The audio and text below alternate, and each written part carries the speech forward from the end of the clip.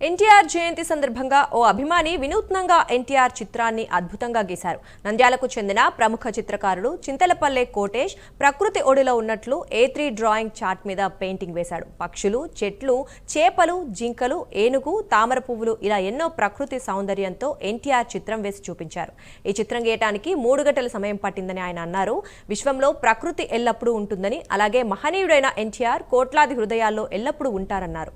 ఎన్టీఆర్ పై ఉన్న అభిమానంతో గతంలో ఎన్నో చిత్రాలను వినూత్నంగా గీశానని, ఈసారి ప్రకృతి ఒడిలో చిత్రం వేశానని తెలిపారు.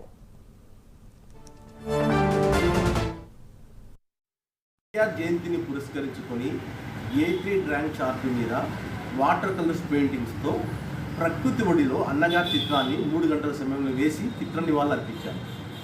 ఈ చిత్రంలో ఎన్టీఆర్ తేజమయ రూపాన్ని వర్ణిస్తూ ప్రకృతిలో ఉన్నట్లు వేశాం. అంటే ప్రకృతి అంటే నింగి, నేల, నీరు, కొండలు, కోనలు, ఉదయించే సూర్యుడు అంటే నొదుట బొట్టుగా వేశాను సూర్యుడు, ఎగిరే పక్షులు, చెట్లు, నీటిలో చేపలు, తాబేలు, బాతులు, కొంగలు, ఏనుగు, జింకలు, నెమలి, పక్షులు, తామర పుష్పాలు ఇలా ప్రకృతి సౌందర్యంలో వేశాను.